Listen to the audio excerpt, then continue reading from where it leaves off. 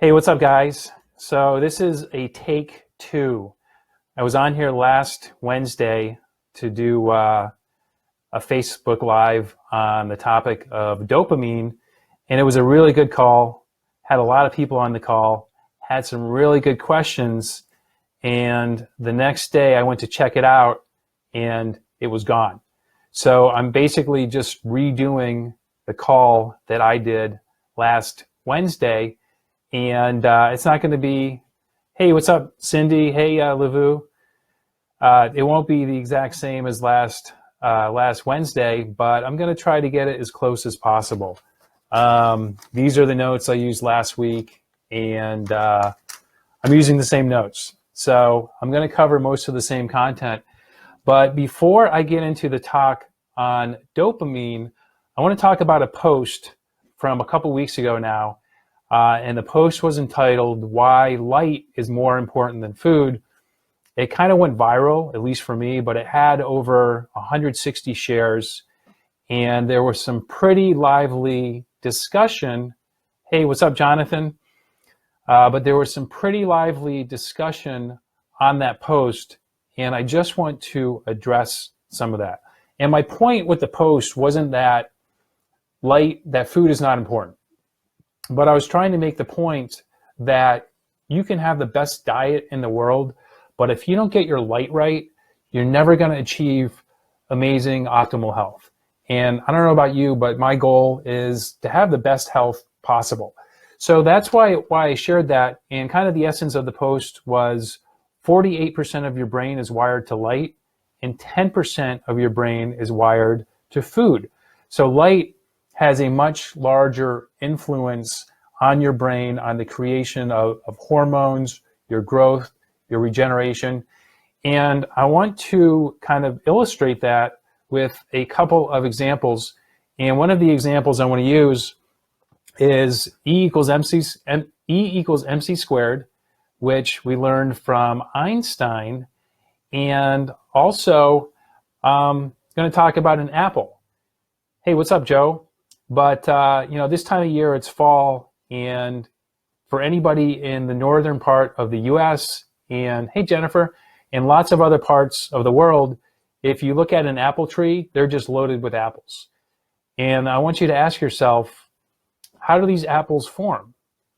Does the tree just kind of suck up all of the nutrients and stuff from the soil and convert the soil into the apple? Or is there something else? And if you know anything about photosynthesis, you know there's something else at work here. And plants, trees basically use water, carbon dioxide, and light to make all of these amazing apples, for example. Or in the springtime, when everything's in full bloom, that's because of light. So if there wasn't any light, you wouldn't have your apple. This is a Honeycrisp apple. But you wouldn't have things like apples, and you wouldn't have any other food. So I want you to think of, mass or matter is just condensed energy. So the energy from the sun is now in this apple that I'm enjoying. And when you're eating food, I want you to think of that, and I want you to ask yourself, does my food have a lot of light in it, or is it devoid of light? And many, many years ago, there was a guy by the name of Fritz Popp who proposed that food has light, and he called these things biophotons. So, biology emits different photons. And when he first came up with the idea, most of his contemporaries laughed at him and called him crazy. But since we've proven that this is true, and there are things called, the name is escaping me right now, but I've got this thing right here called a GDB Camera, which is gas discharge visualization. A photomultiplier, that's what I was trying to think of. But this is a GDB camera, and what it does is, I can put each of my fingers in here, and it takes a measurement of the biophotons or photons that are emitted from my fingertips. It maps them to the energy meridians in my body, and it can tell me my kind of the state of health of my different organs. So it's pretty interesting. So back to food and light. When you eat whole food, your food has a lot of light. Because as I just illustrated with this apple, the sun hits the tree, it grows this apple. This apple contains the energy of the sun. Now think about like a bag of Doritos or something, which actually came up in that conversation about the post. And somebody made the comment that, you're kind of implying that you can just sit on the beach and eat a bag of Doritos and cupcakes and you'll be fine. And that's not what I was implying. But ask yourself, how much light does a Dorito or a potato chip or some kind of junk food have compared to an apple, compared to a piece of meat or a piece of fish? So start to look at your food and ask yourself, does this food contain light or does it not contain light? And if it doesn't contain a lot of light, you probably want to avoid it. And something else interesting about Fritz Pop is got a bunch of new people that just jumped on the call. Hey, what's up, Lynn, Lue, Meredith, Doug. Sorry if I missed you when you popped on. But something else Fritz Pop did was he did experiments. He looked at food that was grown the natural way, the way it's been grown for thousands of years, and he looked at GMO foods, and he used one of these photomultiplier cameras, and the light emitted from GMO foods was substantially less than that of naturally grown foods. So keep that in mind when somebody tells you that GMO foods are the same as other foods that aren't GMO, because we know we have the science now to prove that they are different, that they have less light. Okay, so I just wanted to kind of make those points that matter in mass. Things like an apple, things like other vegetables that you eat are really condensed energy. And when you eat them, your body basically harvests the electrons from the food, and your mitochondria use those electrons to make ATP, which is the energy that you use. And what's really amazing is your body makes more than your weight in ATP every day just to allow you to do all of the amazing things that you can do as a human being. So, Meredith, Michelle, hey, what's up? Welcome to the call. Thanks for checking it out. And I also want to say, if you're catching the replay, and anybody on the call right now, if you have questions, just type them in. I'll get to them when I can. If you catch the replay, type in the question, and I'll come back to it. And I may know the answer, I may not, but if I know it, I'll let you know. So, on to the topic of tonight's call, which is dopamine. I've had an interest in dopamine for a long time because for years of my life, I didn't have a lot of dopamine. And when you don't have a lot of dopamine, it's very hard to be motivated. It's very hard to see trends. And you can be stuck in the same place for many, many years. Life can kind of pass you by. And when you are in these low dopamine states, it can be very hard to recognize that life is passing you by, that you're kind of not seeing these different trends, that you're not noticing things. But once you optimize your dopamine and you look back, it becomes very apparent of your different states. So is this stuff making sense to you guys? I know I'm talking about a lot of kind of far out concepts, but give me a like if this stuff is making sense. If it's not making sense, feel free to ask questions. But dopamine is a neurohormone, meaning it's a hormone that's used by your brain, or a neurotransmitter. And when we have good dopamine, we are very motivated. We have feelings of pleasure and reward. We have the ability to see trends. We're able to easily accomplish things that we want to accomplish, right? When our dopamine is low, we can have addictive behaviors.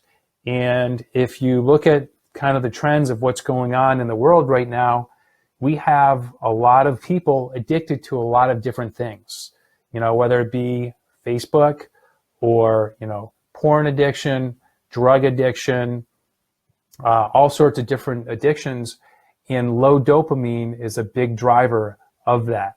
So I'm going to talk about some things that you can do to optimize your dopamine and to enable yourself to accomplish the things that are important to you to accomplish in your life.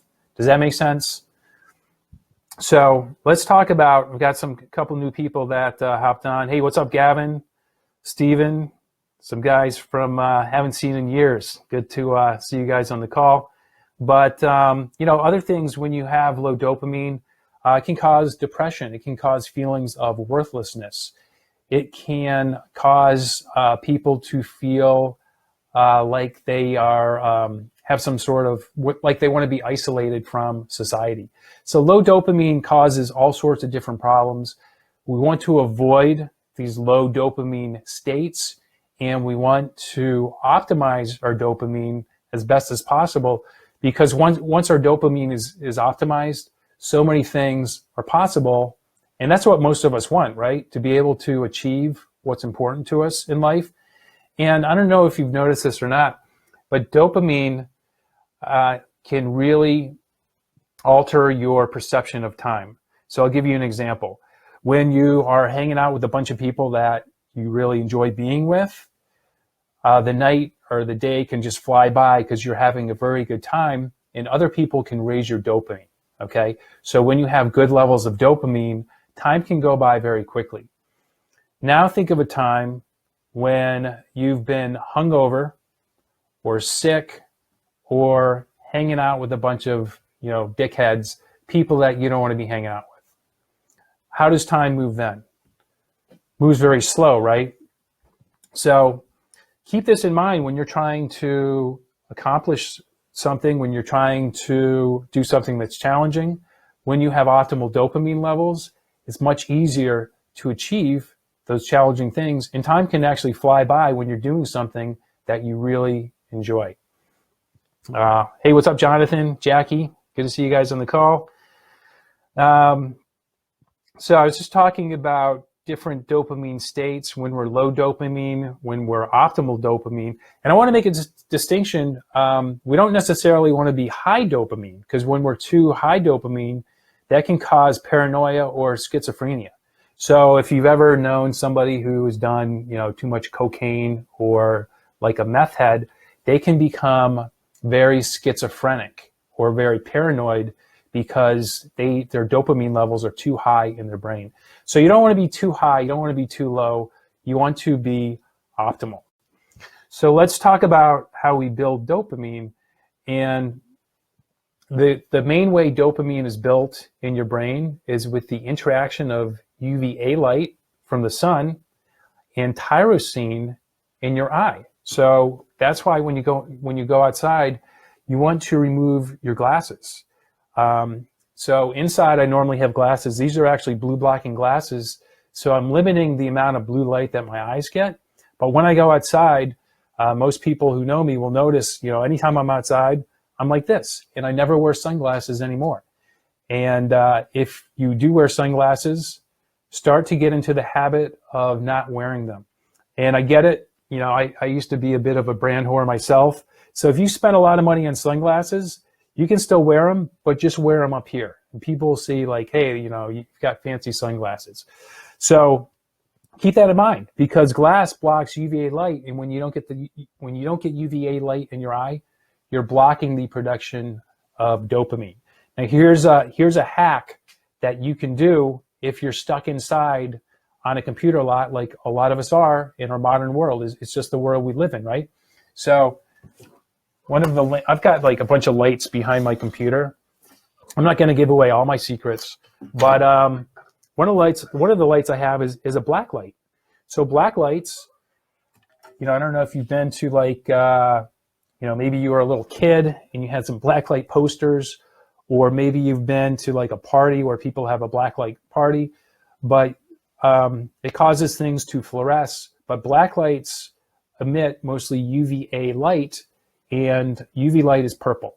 You can't see most UV light, but you can see some parts of UVA light, and it's purple. So one thing you can do if you're stuck on a computer a lot is get yourself a UVA lamp, and that's kind of a way to hack not having sunlight in your environment during the day.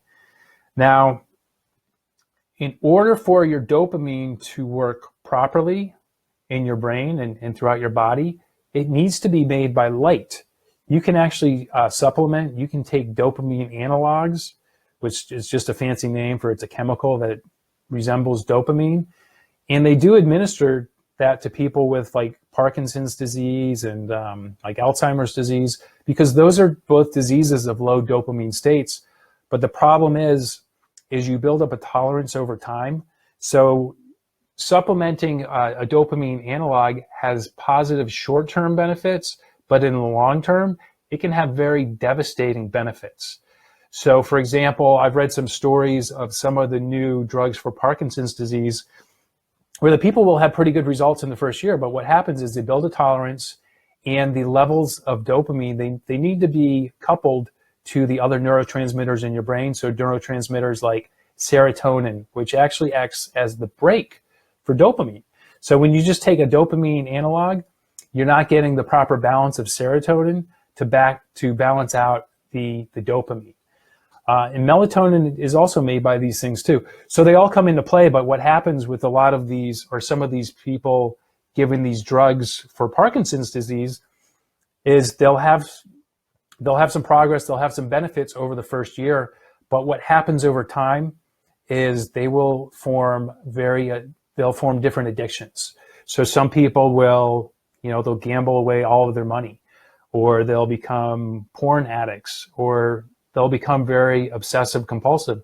There was one woman who painted her house like 10 times in a year. So these are some things to be aware of. You really don't want to be in a situation where you're having to depend on having to take dopamine. You always want to have the ability to make your own dopamine, because that's the only way you can really optimize it and get it to these optimal functions where you can make all of these things almost magically happen in your life. And I mean, this stuff is very kind of near and dear to me. And the reason for that, when I say this stuff, I'm talking about neurodegeneration. My grandmother had Alzheimer's disease for a number of years before she died. And she was very lucky because my grandfather cared for her. But when you have Alzheimer's disease, you can't care for yourself. You need somebody to care for you. And it's really exploding in this country. It's currently, neurodegeneration is currently the number 3 cause of death. It's heading for number 1. So within the next couple of years, it's going to be number 1. So be very aware of that. And you want to do everything you can to avoid a neurodegenerative disease, because you're pretty much hosed once you get it. Companies are working on drugs to cure them, but right now there's not a cure for these diseases. The best cure is prevention, and just to avoid it altogether. My grandfather, he had dementia right before he died, and I had visited him shortly before his death, and he was in really good shape. Mentally, he was sharp, he was together. And then about 6 months later, something happened, and his brain just turned to mush. And my mother was down visiting him, and he had enough sense to know that he didn't want anybody to visit him because he knew he was so far gone. And he died shortly thereafter. So it's not a pretty way to go. And I didn't mean to bring everyone down, but it's a reality that faces a lot of older people, and it's starting to face younger and younger people all the time. So be aware of it. Understand what you need to do to avoid it. And that's a lot of what I'm trying to share with you this evening. So I just saw there was a comment from Meredith.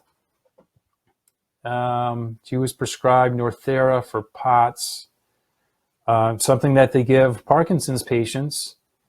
Not sure if there's a dopamine connection or not, but I was told that she has poor dopamine to norepinephrine conversion.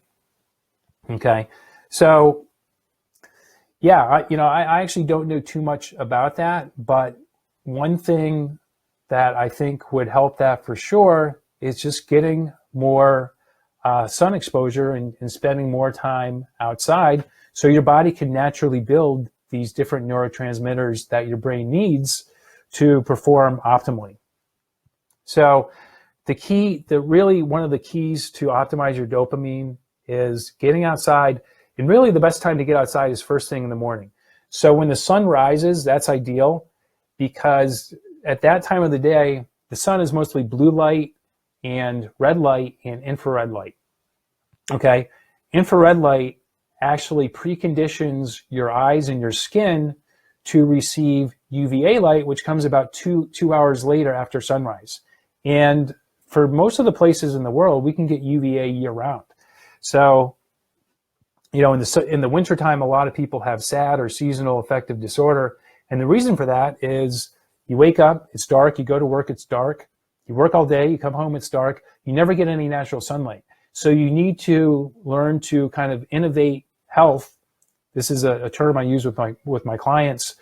You know, we all live hectic lives, but we need to learn to innovate our life so we can do the things we need to do to achieve the quality of health we want to achieve. One of those things is you need to make the time, even if you're going to freeze your ass off, to get your butt outside and get some sunlight in your eyes. That's going to allow you to make more dopamine, serotonin, melatonin, and all these different things. So you want to get out first thing in the morning to get the blue light to wake you up. Blue light from the sun is good. Blue light from other sources is not good. We'll talk about that in a minute. You also want to get the red and the infrared. Infrared is very regenerative, okay? So you get the blue light from the sun actually does cause some initial damage, but then the red light regenerates that. Think of when you go to the gym and you work out, you're doing some damage to your muscles, but then they're healing and they're growing back stronger. That's almost like when you're getting the blue and red light from the sun. Then a couple hours, UVA light comes out, you build up more dopamine, serotonin, melatonin. So that's key, okay? The next part of that, kind of the flip side of that, is you need to avoid the wrong kind of light, because the wrong kind of light destroys that. And the wrong kind of light is blue light. So we get, and when I say blue light, I mean blue light on its own, because when it's with the sun, it's balanced with these other colors. So blue light on its own, meaning from your computer, from your smartphone, from energy efficient lights. So from LED lights and from fluorescent lights.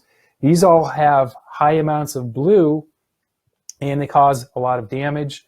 And blue light on its own actually activates an enzyme called MAOB, which starts to break down dopamine.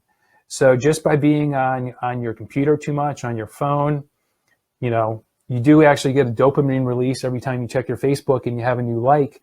That's why Facebook's so addictive. That's actually using up your dopamine in two ways, right? You're burning up some of your dopamine when you see that like, and you're also destroying dopamine from that blue light you get.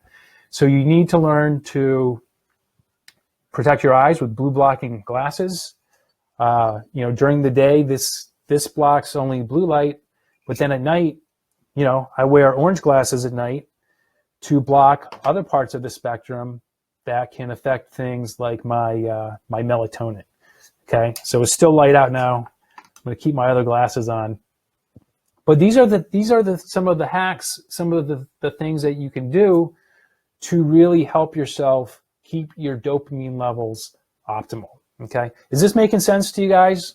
If it's making sense, give me a thumbs up. If it's not, let me know if you have any questions, because I want you guys to get this. This is very important. It's very foundational to having great health, to really kind of achieving all the things you want to achieve in life. Okay, got some thumbs up. Cool. I'm going to keep going here. Something else about dopamine is dopamine works with DHA, and DHA is a fatty acid we get from seafood. But DHA allows us to convert the energy from sun to energy that our mitochondria can use. So DHA is very important. That's why eating seafood is very important for your diet.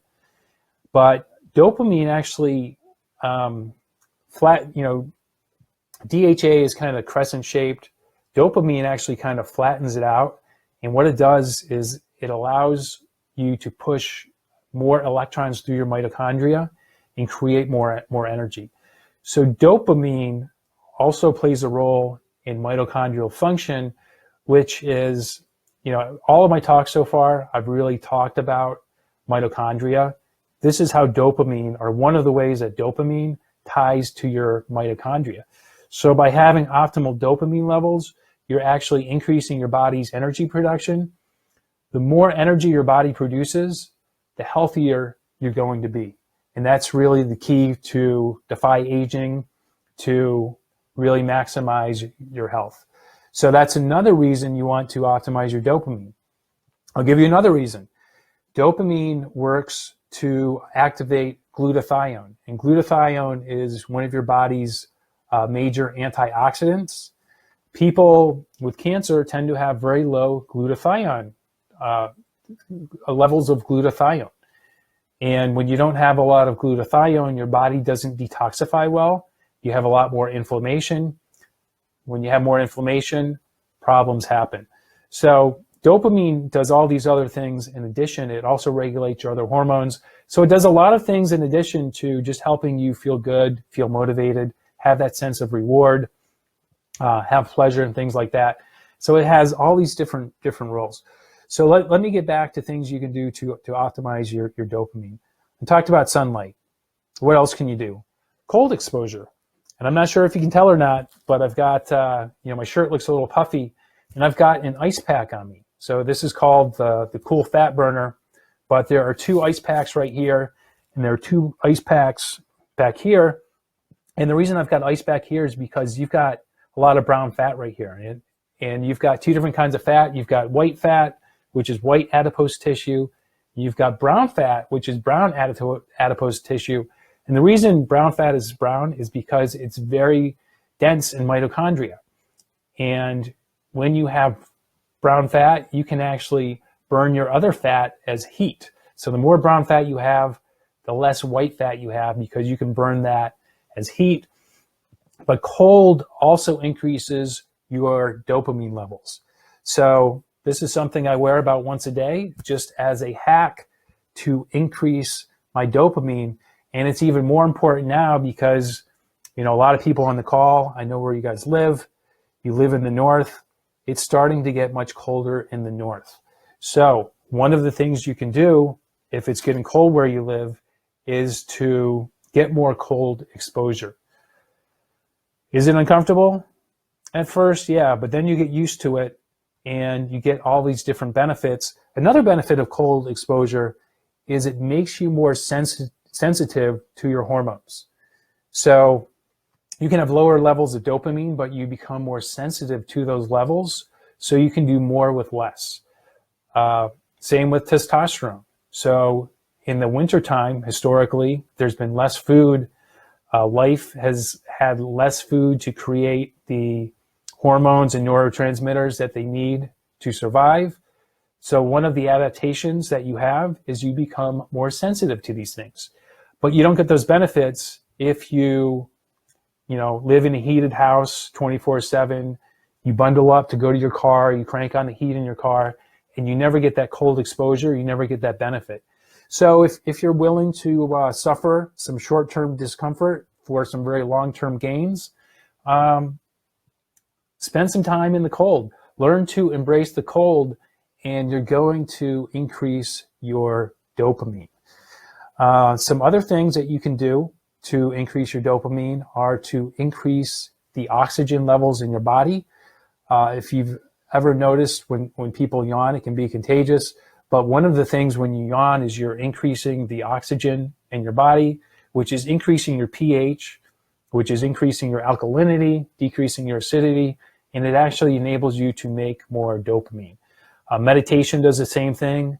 Deep breathing also does the same thing. These are all things that you can do to increase your pH and to increase the oxygen levels in your body and produce more energy. It also activates your parasympathetic nervous system, which helps you to relax and to decrease stress.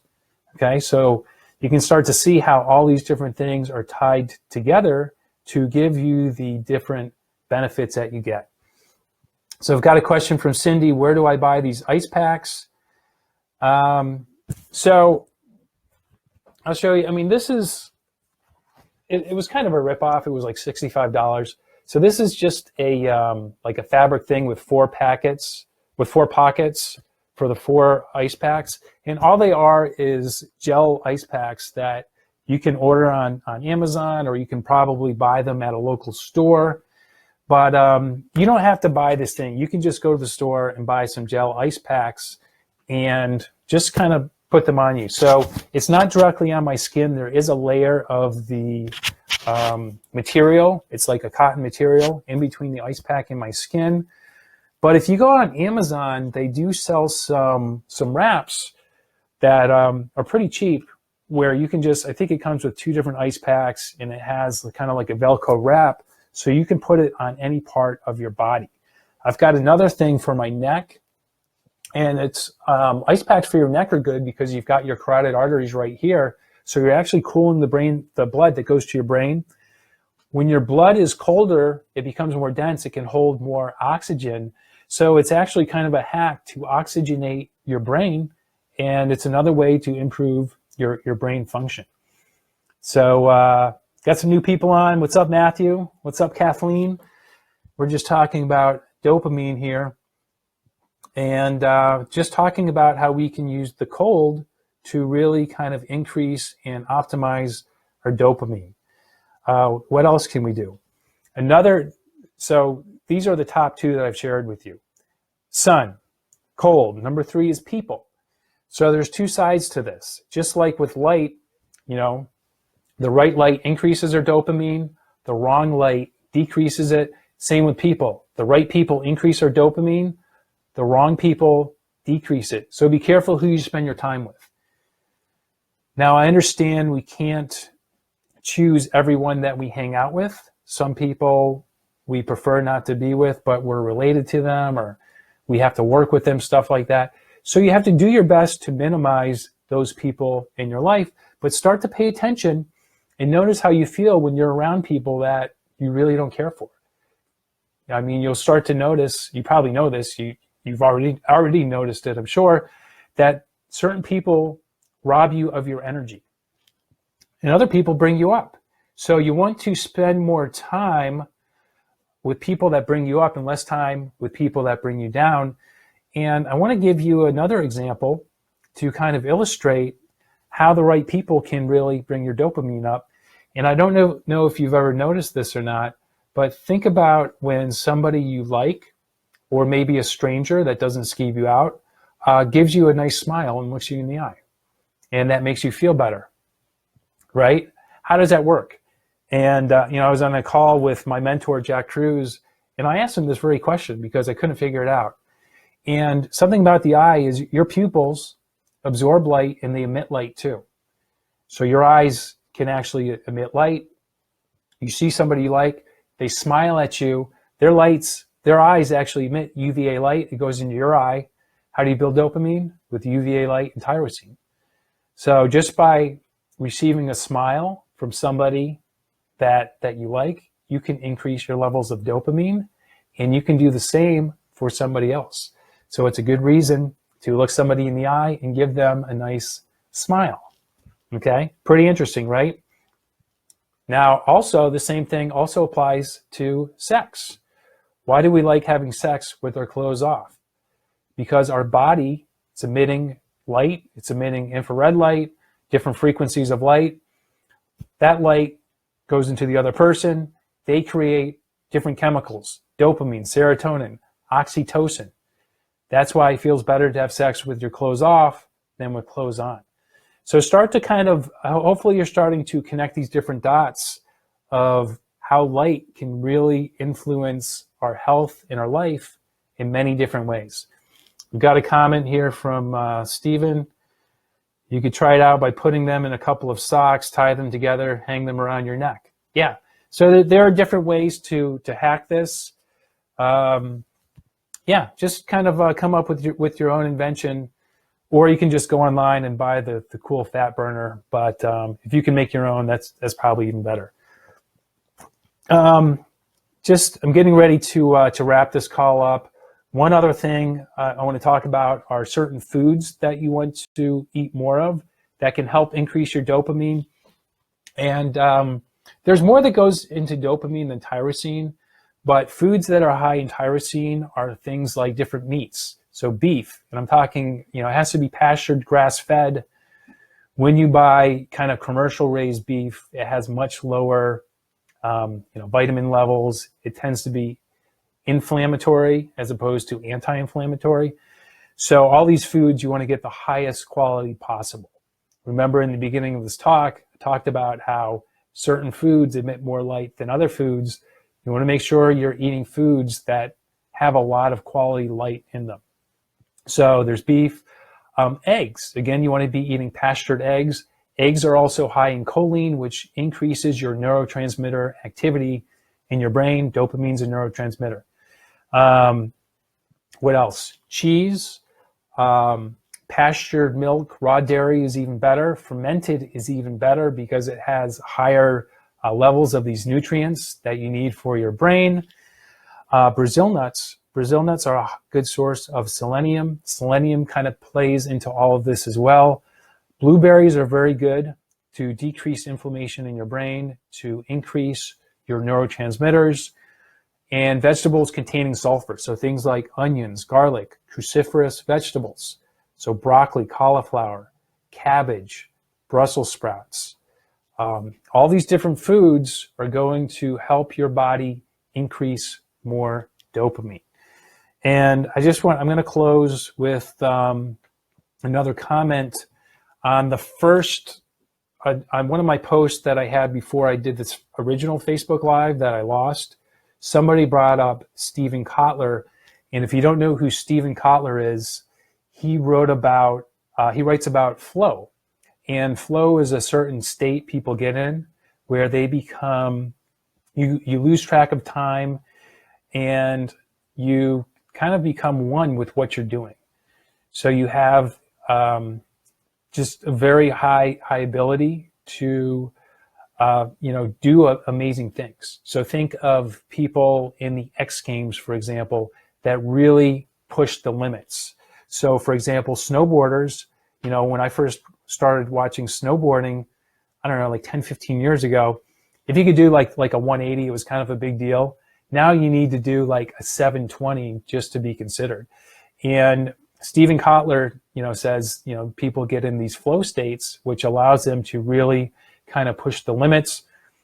Interesting thing about Steven Kotler and what really interested me in his work originally is that he had Lyme disease. And he was able to cure his Lyme disease when he discovered surfing. And he attributed it to him getting in these flow states. But I want you to think about what you're doing when you're surfing. You're in the ocean, so you're grounded, and you're also outside getting lots of sun.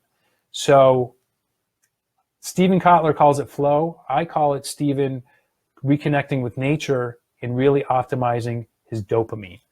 So there are psychological aspects to it too. I tend to look at more of the science. So what's the science behind it?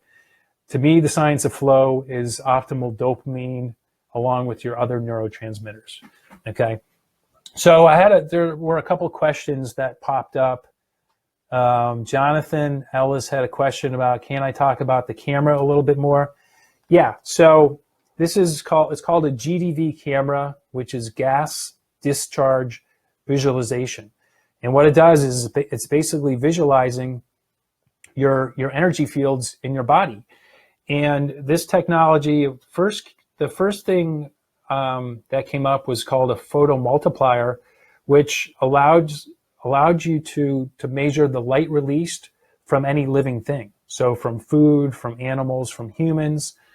Got a book somewhere. If you're really interested in this, actually it's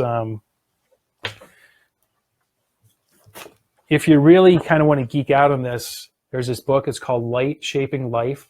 It's by Roland Van Wyck, and it's all about biophotons. And I'll share kind of an interesting picture if I can find it here real quick. which kind of illustrates the point I was making when I was talking about the smile, how just by smiling at somebody, we can increase their dopamine. So I don't have a picture of a face, but this is a picture of somebody's hands, and the areas that are lit up are the areas that are releasing a lot of photons. So back to this camera, the original technology was a photomultiplier. Then the Russians actually discovered this. What's really interesting is the Russian Olympic team learned all about how we can use light to kind of hack our mitochondria. And a Russian invented this camera, which there's a hole you stick your finger in, you press a button, it's the computer program images the photons released from my fingers, and what it does is it maps it to the energy meridians in my body. So if you've ever done acupuncture and you go into the acupuncturist's office, you've probably seen the little doll they have that has all the different acupuncture points and meridians. And if you Google it, you can see how everything's connected. And what this camera does is it maps out the different light frequencies emitted from my fingertips to the energy systems in my body, which are mapped to my organ systems. And it tells me the energy levels of my different organs. So it's one way to kind of predict or to identify. Say, for example, I have a weak heart. This will pick up that my energy levels in my heart are very low, and that I better do something, or I could potentially have a heart attack. So it's still a relatively new technology here in the US. There's not a ton of information on it. So it gives me a shitload of data, and a lot of the data, I don't really understand what it means because I haven't been able to find the documentation that really tells me, this is what you do with all the data. So it's very interesting. I use it. I like to do a lot of different biohacks, but it tells me if what I'm doing is moving me in the right direction or not. So that's one way I can quantify all the different things that I do to myself. So I hope that helps. But, I've been going for about 42 minutes here. Hope you guys found this valuable. If you did, do me a favor and share this with your friends. If you haven't yet, give this video a thumbs up. If you liked it, if you thought it sucked, then you don't have to. But any last minute questions before I finish this call? How about you, Cindy? You've been kind of quiet on this call. I'm just joking, not trying to put you on the spot. But hey, I want to thank everyone for joining. Hope you got some value out of this. Hope you learned something new. I'll be on next week with a new topic. I'm not sure what it's going to be yet, but if you have any ideas, let me know. Maybe that will be the topic. Maybe it won't. I'm not sure. But take care, everyone, and I'll see you soon.